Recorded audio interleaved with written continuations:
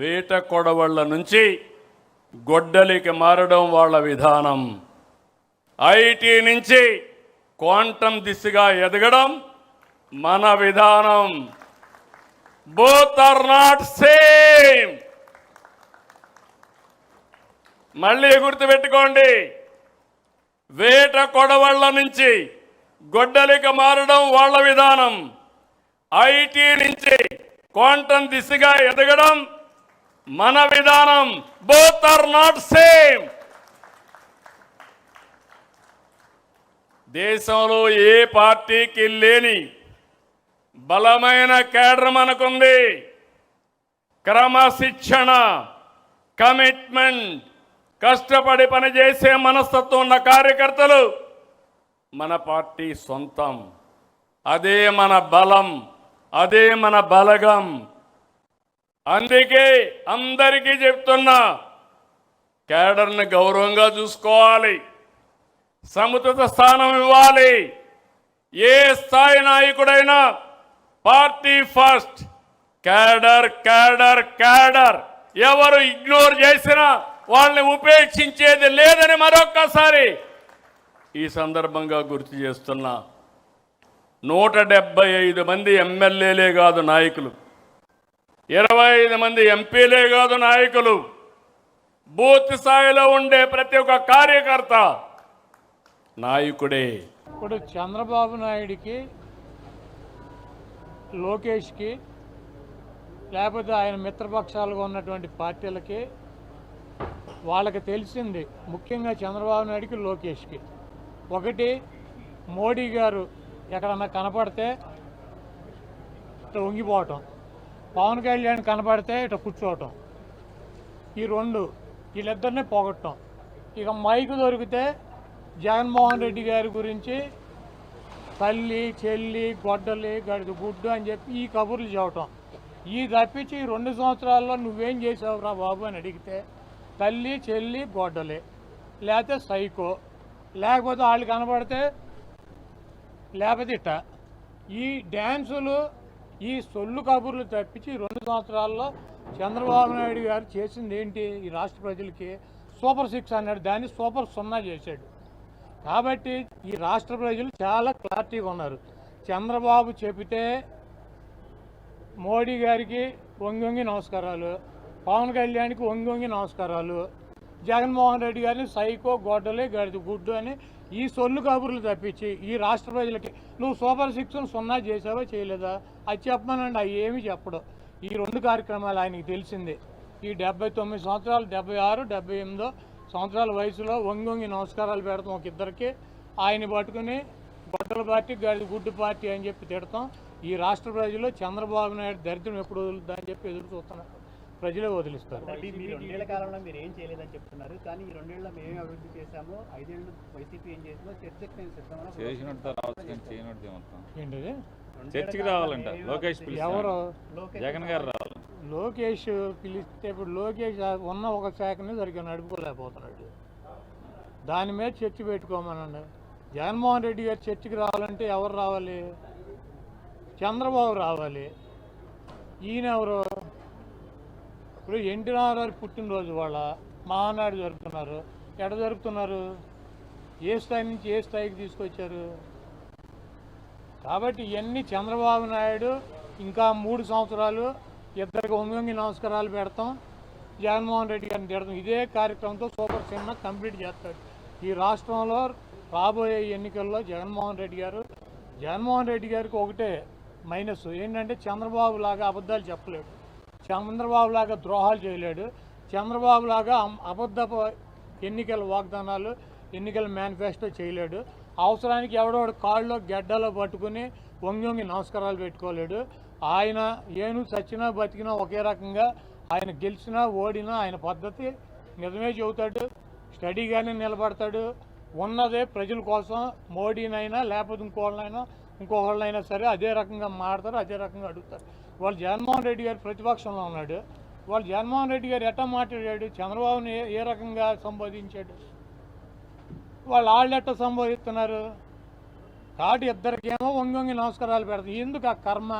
ఈ రాష్ట్రంలో ప్రజలు అడుగుతున్నారు, చంద్రబాబు నాయుడు సీనియరా, మోడీ సీనియరా, పవన్ కళ్యాణ్ సీనియరా, చంద్రబాబు నాయుడు సీనియరా?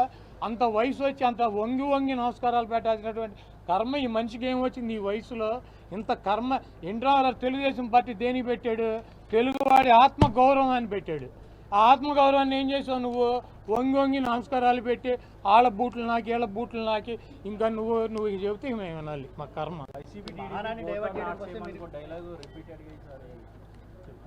రెండు ఒకటి కాదు.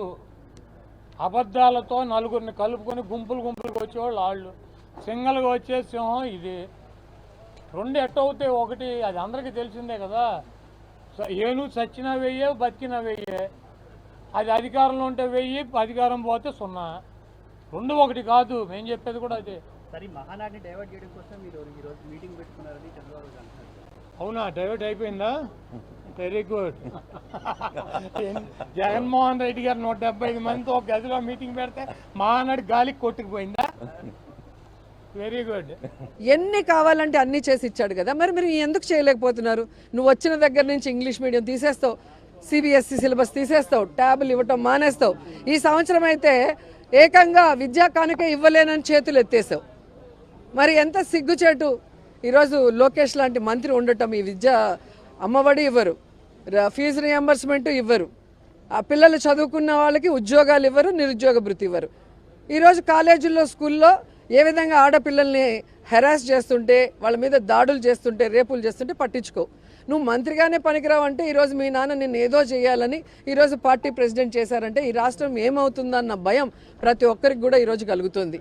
అండ్ ఈరోజు ఏదైతే ఈ పార్టీతో కమ్మండ్ అయి ఉన్న జనసేన పార్టీ ప్రశ్నిస్తాను అని పార్టీ పెట్టానని చెప్తాడు. చంద్రబాబు నాయుడు ఇన్ని తప్పులు చేస్తూ ఈరోజు ఇన్ని ఘోరాలు చేస్తూ రైతుల్ని, మహిళల్ని, విద్యార్థుల్ని అందరినీ మోసం చేస్తుంటే ప్రశ్నించాల్సిన పవన్ కళ్యాణ్ గారు ఎందుకు ప్రశ్నించటం లేదు?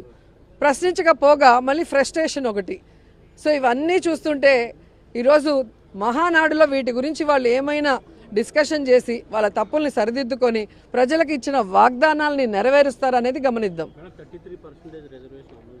వాళ్ళు చేసేది ఏమి ఉండదండి. ఆల్రెడీ బీజేపీ గారు బిల్లు పెట్టినప్పుడు ఎందుకు తెలుగుదేశం వాళ్ళు దానికి ఓటు వేయలేదో చెప్పండి. ఈరోజు ఈయనేదో లోకేష్ కొత్తగా 33% ఆయన తీసుకొచ్చినట్టులాగా చెప్తున్నాడు.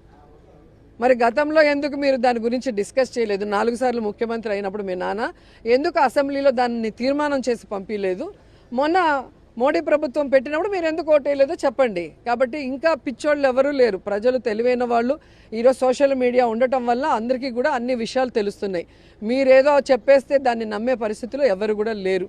ఈరోజు చంద్రబాబు నాయుడు గారు మళ్ళీ నేను చెప్పినట్టు, కొంతమంది చెప్పినట్టు ఒక ఫేక్ మహానాడు, ఎవరినైతే చంపి, మానసికంగా చంపి, వెన్నుపోటు పొడిచి ఈరోజు ఏదైతే ఆయనకి దండలేసి అక్కడి నుంచి ఒక మేనిఫెస్టో రిలీజ్ చేస్తున్నాడంటే దాన్ని బట్టి ఈ రాష్ట్ర ప్రజలందరూ అర్థం చేసుకోవాల్సిన అవసరం ఉంది. అట్లాంటి మోసపు మనిషి మళ్ళీ మోసం చేసేదానికి ప్రజలకు ఒక అబద్ధపు హామీలతో ముందుకు వస్తున్నాడు. గతంలో ఏదైతే డ్వాక్రా రుణాలు మాఫీ చేస్తానని చెప్పి ఒక్క రూపాయి కూడా మాఫీ చేయకుండా రైతులకి పూర్తిగా మాఫీ చేస్తానని చెప్పి తుతు మంత్రంగా మాఫీ చేసిన చంద్రబాబు నాయుడు గారు మళ్ళీ ఈరోజు ఫేక్ దాంతో మళ్ళీ వస్తూ ఉన్నాడు. ప్రజలందరూ కూడా ఆలోచన చేయాలి. ఈరోజు ఈ రాష్ట్ర ప్రజలకు ఒక్కటే చెప్తా ఉన్నా, అయ్యా ఎన్టీ రామారావు గారి అభిమానులకి సూటిగా చెప్తా ఉన్నా, ఇది నిజంగా మీరు ఆ మహనీయుడు ఏదైతే తెలుగు జాతి గౌరవాన్ని కీర్తి స్థాయికి తీసుకువెళ్ళిన నాయకుడు, ఈ భారతదేశంలో చాటి చెప్పిన వ్యక్తి మహానుభావుడు ఎన్టీ రామారావు గారు ని అభిమానించే ప్రతి గుండెకి చెప్తున్నా, నిజంగా ఎన్టీ రామారావు అభిమానించే వాళ్ళైతే, నిజంగా మీరు ఎన్టీ రామారావుని గుండెల్లో పూజించుకొని ఒక తండ్రిలాగా, దేవుడిలాగా పూజించే ప్రతి ఒక్కరికి ఈ మాట వర్తిస్తుంది. అయితే అదే వ్యక్తిని చెప్పులతో కొట్టిన వ్యక్తిని, మానసికంగా శోభించి చనిపోయేలా చేసిన వ్యక్తిని, సాక్షాత్తు ఎన్టీ రామారావు గారే చంద్రబాబు నాయుడు ఏ విధంగా మాట్లాడో అందరికీ తెలిసిన వ్యక్తిని ఇంకా ఆ వ్యక్తికి ఓట్లు వేయాలని ఆలోచన చేస్తున్నారు అంటే ఇంకా మీరు నిజమైన అభిమానుల ఎన్టీ రామారావుకి లేకపోతే నిజమైన భక్తుల ఎన్టీ రామారావుకి తెలుసుకోవాల్సిన పరిస్థితి వచ్చేసిందని చెప్పి ఈరోజు తెలియజేస్తా ఉన్నా. మహానాడు అని చెప్పి పెద్ద పెద్ద డ్రామాలు చేస్తూ ఈరోజు ఏదో పెద్ద ప్రోగ్రాంలు పెడతారు. నేను అడుగుతా ఉన్నా, మీ వేదికపై నుంచి నీకు చెప్పే ధైర్యం ఉందా? మీ కార్యకర్తలను గడప గడప తిప్పే ధైర్యం మీకు ఉందా అని అడుగుతా ఉన్నా ఇదే చంద్రబాబు నాయుడు. కారణం తెలుగుదేశం పార్టీకి సంబంధించిన ఏ కార్యకర్త అయినా కూడా గడప గడప ప్రోగ్రాం చేస్తూ ఏ ఇంటికి వాళ్ళు వెళ్ళినా కూడా ఆ ప్రతి ఇంట్లోనూ కూడా చంద్రబాబు నాయుడు గారు ఎన్నికలప్పుడు ఇచ్చిన మేనిఫెస్టో ఆ ప్రతి ఇంట్లో వాళ్ళ దగ్గర కాపీ ఉంది. ఆ ఎన్నికల మేనిఫెస్టో వాళ్ళ ఇంట్లో కాపీ ఉంది. ఎన్నికలప్పుడు వీళ్ళు పబ్లిసిటీ ఇస్తూ వీళ్ళు మర్చిపోతారేమో అని చెప్పి 1, 2 సార్లు 3 సార్లు 4 సార్లు కార్యకర్తలందరినీ కూడా తిప్పుతూ ప్రతి ఇంటికి వెళ్ళి వీళ్ళు చెప్పిన మాటలు ప్రతి ఇంట్లోనూ కూడా ప్రజలకు గుర్తుంది. వీళ్ళు ఇచ్చిన బాండ్లు ప్రతి ఇంట్లో కూడా ఈ రోజుకి ఉన్నాయి. ఒకవైపున చంద్రబాబు ప్రభుత్వం ఇచ్చిన ఏ హామీని నెరవేర్చకుండా సూపర్ 6లు సూపర్ 7లు గాలి కుదిలేసి 143 హామీలను పూర్తిగా పక్కకు వదిలేసి ఇంతకుముందు చెప్పినట్టుగా చిన్న చిన్న హామీలు, ఏది బస్సు, ఇది పెద్ద హామీ కూడా కాదు, చిన్న చిన్న హామీలు.